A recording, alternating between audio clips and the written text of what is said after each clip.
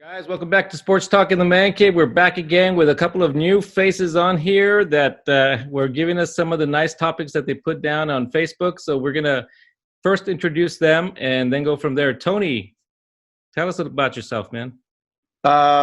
Originally from Utah, grew up in Laredo for many years. Love the barbecue. Anybody who knows me knows that I love the barbecue. That's what I talk about. Helped organize the Big Bad Barbecue Cook-Off for several years. Now I'm involved with Tammy U and the Veterans Forum War Post 91-94. We're currently going to organize a barbecue cook-off with Tammy U. Monies that we raise from that barbecue are going to go to providing a home for a homeless veteran. So actually on Tuesday we'll be doing not the groundbreaking, but it's a metal container that's been remodeled, and we're going to donate it out to a homeless veteran in Laredo. I want to thank their sponsors and Tammy U for helping us out. So it's all about barbecue and family, man. That is nice. That is nice. And, of course, you're a sports fan, so that's why you're here. Heck, yeah. True Blue forever. All right. And Chavez, the guy with the Steeler hat right there. Tell us about yourself, man. Yes, I'm Jesus Chavez. I work at Cigarro. I'm a football coach and a softball coach. And as you can see, I'm a diehard Steelers fan since the 70s. Ooh. And I love sports, and I love talking sports, and, I do a lot of talking, so that's my thing. And you had to say from the 70s, right? It's like, yeah. Still Curtin all the way.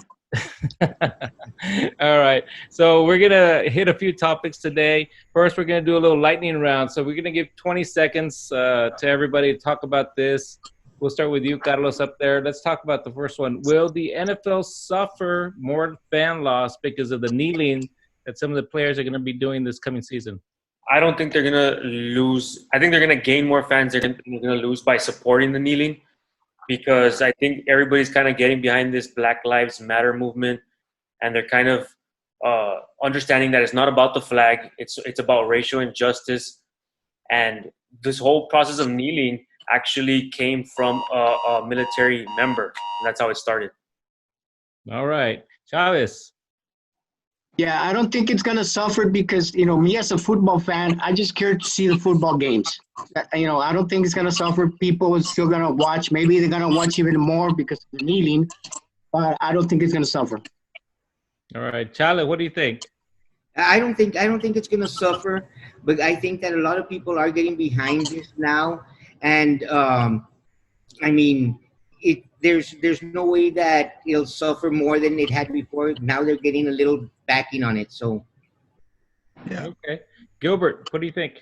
No, I think it is going to suffer. I think that people are still torn about this, and I know that there are some military people that believe that the protests, that there's something wrong with it, but then there's still a big bulk majority that do. So I think that the ratings are going to go down, and I think they are going to suffer from it. And I think that it's still a controversy, and there's still a lot of people very offended by it. All right. Tony, what do you think?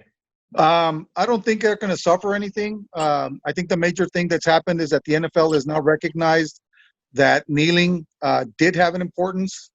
You look at Colin Kaepernick and what he was doing actually meant something. Maybe 4 or 5 years it's come down 4 or 5 years down the line, but heck, Marshawn Lynch was sitting down for the national anthem, and it wasn't a big issue. Like Chavez said, It's all about the game. Yeah, we believe in those things, but football is football, man. All right. We gave you 30 seconds, man. You're good. All right. Let's talk about CTE. It's a big deal in football. Will boxing ever do anything to address CTE? Carlos. What can they possibly do to make it better? Boxing is boxing. You're going to get hit in the head a lot of times. I don't see any possible thing for them to be able to do. And maybe make a rule where they stop fights sooner, but then people are going to get upset about that. I really don't know what they can do. All right. Chavez, what do you think? I think, it's not going to happen because, it's a sport, and, if they tend to stop the fights sooner, they're going to lose a lot of money, and it's a business, and I don't think you'll benefit by doing that. Yeah, Tony, what do you think, man?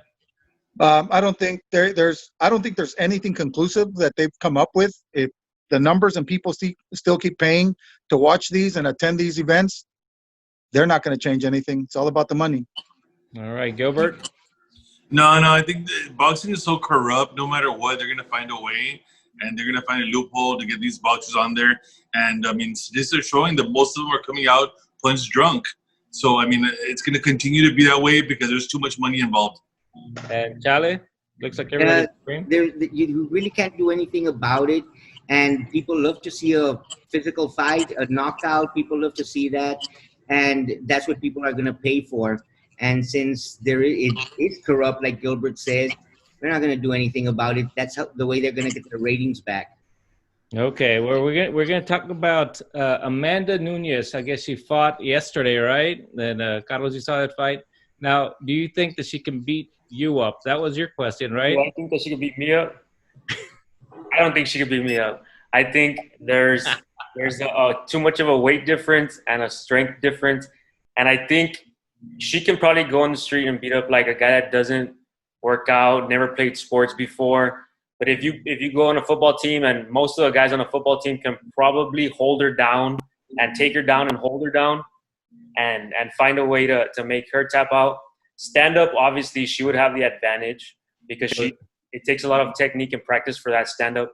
But I do think that I would be able to hold her down. I think any guy on a football team will be able to hold her down, tackle her, and get on top and control her with wrist control and all that. I think Chavez thinks he can beat her up also. What do you think, Chavez? No, I can't beat her up. In the ring, I won't beat her up. But, if it's a street fight, it's a 50-50 chance. But in the ring, she can beat me up. Yeah, you got rocks and stuff you can throw, man. That's good. Yeah. All right, Charlie, what do you think, man? She'll probably dance circles around me, man. Kick me in the knee, and I'll just go down. That's it. Gilbert, what do you think? Yeah, just like the other guy, just like he said. I mean, if it's a street fight, maybe just throw some dirt in your eyes and maybe make it dirty like that. And get a chance. But I mean, not anymore. All right, Tony, give us your input, man. Man, I think she can take anybody on. I think Carlos mentioned about size. At a certain point, yeah, size. But how many guys are 6'4", 280 pounds in Laredo? Really? No, I don't think so. 145. Oh, okay. I'm sorry. Anyway, but she's got skills that have been developed over years. You're not going to see a roundhouse kick coming around you. Her speed reaction is totally different. So, yeah, the average guy, she can take him on. Average guy. I agree. I agree too, man. Unfortunately, I answered no, but I still think you can take me, dude. That's okay. All right, last lightning round question, real quick. Is any current running back gonna break Emmitt Smith's record ever? Definitely not a Steeler for sure, but I mean anybody else. That's a good question. Carlos, what do you think, man? I don't think running backs last that long anymore to be able to get that many yards. So no, I don't think so. Charlie? There may be a back here or there with teams that run the ball a lot, and like Carlos says, they have to last. I mean, running backs' lives are like 5 years. Barkley, you don't think Barkley would do it? I don't think he's gonna last. I don't know. Injuries are tough. Chavez, what do you think? Look what happened to Bell. I mean, he was something, and then last year, it's not much. Chavez, what do you think, man? Well, Frank Gore's still playing with the Jets, but I don't think he's gonna get much of a playing time with Bell there. I think he's one of the closest one to Emmett. But the other one that I don't want to admit it, but maybe Elliott might, if he stays, might break it. But other than anybody else, I don't think so. And just because he gets a lot of carries. Gilbert, what do you think, man? No, the way the game has evolved and changed, it's a passing game now. I mean, now it's more style that you have to have 2 or 3 running backs, maybe have them both in the backfield. It's just a different game nowadays. It's not like the old days where you just have a workhorse running back and just grind. Those days are over. They want to protect those running backs. If there's one record that's unbreakable, I think it's that one. Yeah, the Titans gave it a good shot, man, this year with that running back. What if you got Dak in the backfield throwing the ball, man? Now that's a puncher's chance. Now there we go. Tony, what do you think, man? You have to have. You need to remember that Emmett had a hell of a line in front of him. Tuane, Newton, Larry Allen, all those guys made it significant. Plus, as Gilbert was saying, the style of football back then is totally different than what we have now. Now it's a tandem running. Now it's a ball is in the air. The receivers physically are different. The linemen are different. You don't have the huge pound and ground game that you used to have to open up those gaps. I don't think it's possible. I don't think Elliott's going to be able to do it either. Not with the way football's going, receiver oriented. Yeah, because a lot of yards have come on the short pass, because now the running game consists of a short pass, a little screen. That's sort of the running game that they're trying to open up now. And this is why they're not paying running backs anymore. I mean, their salaries are very low compared to the other skilled positions, and there's a reason for that, because they don't last long, and they're indisposable. You can draft a great running back in the third, fourth, fifth round nowadays. Yeah. Well, look at the Super Bowls. How many number one running backs have Super Bowl champions had in the last 20 years? Right. Yeah. Yeah. So it's the Cowboys line that kind of maybe they're overrated, if that's the case, because San Francisco had two no-name running backs, and they ran, I think, a lot better than the Cowboys did. And you knew they were running the ball. Yeah, but at the same time, you could predict what Red was going to do. Red was very analytical. You could predict him. So, I mean, that has a lot to do with it also. Yeah. Yeah, true. All right. Well, let's go on to the next topic, which is a little bit of controversy right now with Drew Brees. He had some comments and they jumped on him really quick, and he ended up apologizing for that. I just want to know if any of you have any comments on that. I don't think it was a sincere apology. I think that I think that the pressure caved on him too much. I think that those were his really true beliefs. But his teammates, I mean, that offensive line has the block for him too. So I think that had a lot to do with him changing his mind, and also the pressure. He wants to play another year. I mean, if he stuck to his guns, I mean, he would have been crucified. He would have been ousted out of New Orleans, even though he did so much for that city during Katrina. And you all know what high school he came from, right? Austin Westlake, baby. What was their chant? What was their chant? We're rich, we're white, we're Westlake. I didn't know that one. And they chant. I didn't know that all the time. No, I went to some games and they chant that all game long, especially as soon as they score and they're ahead of the game, and which they normally were. Don't they do that at Ciarroa too? I didn't like it at all. No, I'm just kidding. Okay. Don't mumble. Tony, you got any comments on this, man? I think Drew was actually speaking out of his heart and the way he thinks and the way we grew up about defending the flag. I don't think that he was in a situation in life where he got to see that type of environment. Right. So I don't think he was being mean about it. He was just talking about what he's seen as his life. Compared to a lot of these football players that come from poor neighborhoods are trying to make it. They've seen it, but I think he was just talking out of his heart. Didn't really mean to hurt anybody. But it's out there. If you've grown up in the streets that we have, I'm originally from Utah, migrant worker. I've seen it myself, not just to other ethnicities, but it happened to me as a family coming into Texas and living up north. We got to experience firsthand. It's like I tell my boys, you got to really have a well-rounded life, and you need to be able to open your view to what other people have. And so Gilbert is right. I think he fell under the pressure of, you had to say something because it wasn't going to be good for you. Yeah. Chavez, what do you think, man? Well, no, I really think that what he said at the beginning was what he really meant. And I really think there wasn't anything wrong with it. It's his view that he supporting his teammates, supporting the black movement, but he does not want the flag disrespected. There's nothing wrong with that. There was nothing wrong with that. But of course, they got hurt over it because it's not about the flag. But to respect the flag, we're taught to stand up and put our hands over our hearts. I mean, maybe you could put a closed fist over your heart. Well, do something different, but you could still stand up, because there's a lot of military people that are going to be offended, and, People will be offended. Chavez, do you have any comments on that? Yeah, I think Drew was misunderstood. They misunderstood him because he wasn't talking about the races. He was talking about the flag. That was it. And then his teammates are calling him out for saying something that he actually didn't say. He was just standing his ground with his family about the flag, and and being that he wants to stand in the flag, and it was about the flag, not the racism. Yeah, and Carlos, what do you think, man? I think they're not.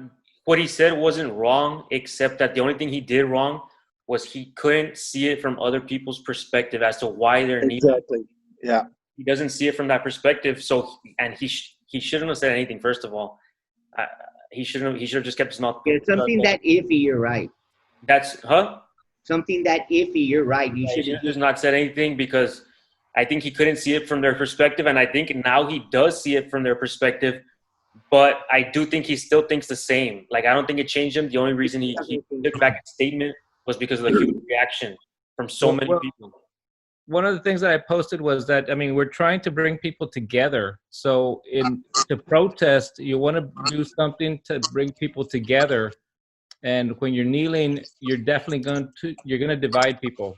Right. And it's going to be a division. There of could people. be, That's there opposite could of be a what we're trying to peaceful do. way to do it. Yeah, it's not what we're trying to do. it. Yeah, they'll find a different way to get it done, somehow, some way, hopefully. They Now, could be listening to us that they could find something, to do that could bring people together and not divide people any more than it is already. exactly, you got to bring everybody together. So I think that will happen somehow, some way. I hope. Let's see what happens with the NBA. The NBA has a clause that you cannot stay sitting down during the anthem. So let's see what happens with the NBA. I thought they stayed in the locker room. Yeah, I think so. No. I don't know, but they have a clause where they have to stand up or maybe not be in the locker room. I'm going to jump in and add something else. You guys, the people that raised their hands in the 1968 Olympics had their medals removed because they raised their hands in protest. This is the first time that this type of subject comes up. It's the way we all react to it, and I'm a big believer that they should get their medals back and honor them in that aspect. But we're never going to be satisfied. There's always going to be one side, left side. Heck, even now, if you wear a face mask, half the people like you, half the people don't like you because you wear one. We just got to meet middle ground somewhere along the line, and hopefully sports is a way that we're going to do it. Sports would be a great way to do it, and not to politicize it, but to make it something that everybody can enjoy. Yeah, for example, I don't like the Steelers. What are we going to do? I know. He's still on here. We can all get along for now. Yeah. We do have 6 Super Bowls. So. Yeah, but they lost one, right? And okay. All right. So anyway, let's switch it up. You talked a little bit about the NBA. Let's go there first. I know, Chavez, you have brought up the NBA and the playoffs and all that. And I know they have 22 teams that are going to play. They're going to play a few regular season games and then narrow it down from there. First of all, any comments in the way that it's going to be staged? And then who do you think is going to win it all? Well, I don't like that format, like 22 games. They just want. It's gonna be like what was it when the Spurs won the championship? I call it the pretend season. The asterisk. The asterisk. It's gonna be an asterisk if they played. I say, like they should. Like what I think is they should just continue the season where they left off. Because nobody wants to see baseball, so it'll just go through a little bit after June, July. Just make it as extended longer. Play the whole season, and see, and that's the way it should be instead of just 22 games. And it's the NBA just wants to see LeBron win it, and then he's gonna, like they say, oh, this is for Kobe. Yeah, exactly. Anybody else with any comments? Yeah, I want to join in on that one. I would like the Lakers to win the championship. I'm not a Lakers fan, but I just want so that when LeBron raises a trophy, we can all put an asterisk on it also. Yes. Tit for tat. And this one is a real asterisk because the last time there was no break in the season, everybody had their 52 games. Everyone, so everyone did the exact same thing. Now there's a break in the season where that old man's legs got rest. And, he's benefiting more from it than anybody else because he's the one that needs the most rest. And he got the rest, and he looked in pretty good condition the other day shooting some baskets. I don't know, Gilbert, what do you think, man? Well, they played 80% of the games. They're going to do 22 more. The way they're going to do it, from what I understand, is that the teams that are not invited, so they're just going to pick up the schedule from where they left off. So, for example, if the Lakers are supposed to play, let's say the Knicks, and the Knicks didn't get invited, they skip on to the next team that actually made the cut of those teams that are getting invited to that tournament. So that's how they're going to do it. They're going to narrow it down. And I think that the 9th seed and the 8th seed at the end, if it's one game apart, they play a playoff game. So you have to beat the 9th seed has to beat the 8th seed 2 out of 3 times. So I think they're kind of creative with it. I like the format. I mean, considering the circumstances. Mhm. I think it makes sense too. I think you're gonna end up with a regular playoff series, and the best team's gonna win. In a 7-game series, the best team's gonna win. So I think there's no asterisk, just like the Spurs. Well, come on, yeah. Oh, Exactly. But you know what? Carlos brings up a great point. LeBron's got his legs underneath him again. He carrying the team during the year. It's not going to be that much for him this time. This is a long stretch of rest that you get. That changes everything for everybody. Not only that, the injuries that would have been lingering through the year are no longer an issue. and let's see if they test them for COVID. They're in it. Yeah. So the stronger your bench, the healthier your bench, it's going to come out this year. Yeah. And let's see if any of the teams are going to be affected by the COVID. You never know. There might be one player on one team that may have to send the whole team out for the 2 weeks, which they're probably going to be out. Let's see if that doesn't play a factor in this type of. I have a feeling somebody's gonna test positive eventually. It's very hard not to. They're not going to test LeBron and the Lakers. I have a feeling that what's going to happen is the first time that we're going to look at is, are they asymptomatic or not? If they're symptomatic, do you hold them back? Meaning if they show symptoms, do you hold them compared to somebody who doesn't show symptoms? That's more a criteria that's going to come up somewhere. They're still going to sweat. They're still going to spit. They're still going to, and if they're positive, they have that virus in them. Even if they have symptoms or if they don't have symptoms, they still have that virus in them. They might take it to the level. They might take it to the level if it's an old infection or new infection. So if they just test positive for an old infection, they're going to let them play. And if they're not positive anymore, if they're an IG, like an IgM would not play, IgG would play. You know what I mean? That's the way the tests are broken down, and I think that's maybe the way they'll break it down. So it's going to be interesting. That may play a part. Did everybody understand that IgBG? Yeah, we all got that. All right. Well, let's go on. Tony, you had brought up, and we discussed it last week on the lightning round about college players getting paid. And I don't remember. I think some of us were for it, some of us were against it. But give us your take on it, Tony, real quick. Let's see what you think. Well, I think that if a player has the opportunity to pay his own way and make money off of his or her image, they should. Why not? Who's it hurting? Nobody. Right now, you have all these lawsuits where NCAA is coming in, stepping in. You've got, hey, this student's parents were getting money. Somebody was giving money. It's not an issue.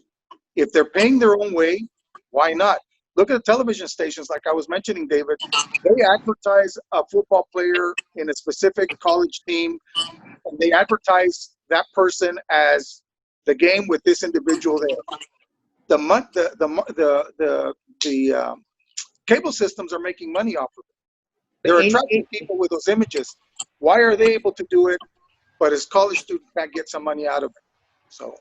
But do you call getting scholarship paying your own way because you earned it? No, you pay your own way. Okay, but if you pay your own way, you're probably not that good to where you can make any money.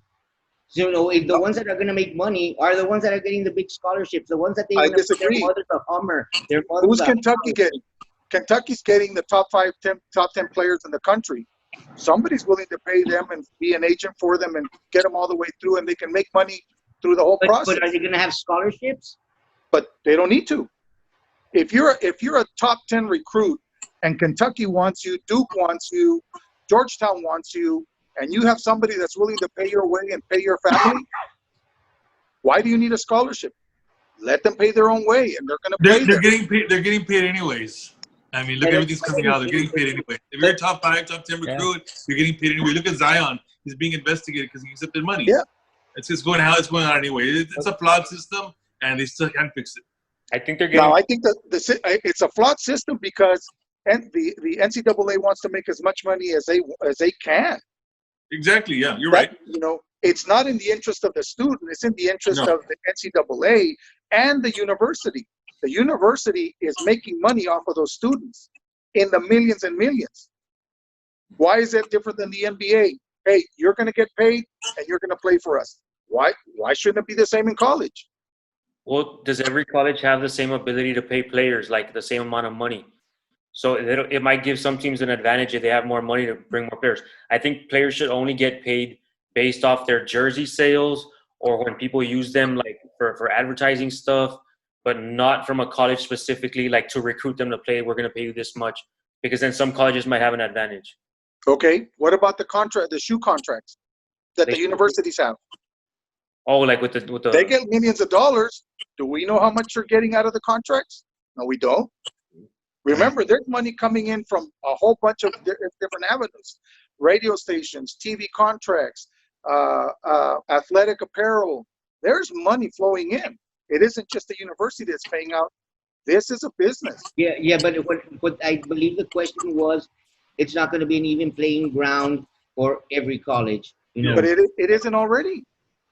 It's already not. No, actually, you are wrong, because in college basketball, the majority of the top teams that have been going to the NCAA finals have been those schools like Wisconsin, Gonzaga. They haven't been Duke and those other schools, because their guys are playing 4 years, so they're bigger and stronger than the Kentuckys and Dukes, who have top 5 players and are one and done players. Good point. It's a good point. Very true. Very true. Yeah, very true. It's a good point. Well, maybe it's a matter of them just making sure that the money that they do make from sales of shoes and from jerseys and stuff like that is dispersed evenly throughout, so that everybody can actually benefit, get their education, not necessarily get paid for it, but at least help them get through college and cover their cost, so that there's not one college that stands out over the others, but everybody's on an even playing ground. Yeah, that's what we had kind of said last week. Yeah, You know, I think that would be the way to do it. Player A through Z aren't going to get paid. I mean, Well, and you know that's a great point. Why did A&M leave? Because they weren't getting the same amount of money. There you go. Remember, it's how you look at things. It's all about the money. A&M left because UT was getting all the money. How's that different from a student deciding where to go because they're going to get more money? So it's okay for the university to do it, but not for the student to do it? Yeah, no. And then the problem is, I mean, I guess if the student can make their own money, like you said, then that would be fine. Right. But there could still be corruption with that, because people will get in jobs and pay them millions of dollars, and then they don't have to do anything basically after that. They don't even have to go broke. So it's a very confused process that's going on, man. So It's a Pandora's box. That's what it is. definitely. Yeah, definitely. Guys, does anybody have any other great topics in line? Anything that you're looking forward to other than I'm looking forward to football, man? Definitely. I'm sorry. Go ahead, Carlos. No, I was going to say football, but also first basketball has to finish off. Yeah, true. I'm looking forward to that combination where there's going to be entertainment every day, where it's going to be basketball and football, and we're going to get to catch up on a lot of things all in one day. True. I just hope there's fantasy football. Yeah. Yeah. I like football. Yeah. And anybody care if Dak gets signed or not? No. I don't care. He's not going to get signed, though. I'm a Cowboys fan, and I'll tell you one thing. I don't think he should get paid that money. Yeah. I don't think so. Me neither. I I won't don't think think Elliott should neither. have paid that money. Nah, But he shouldn't get paid at all. No. No.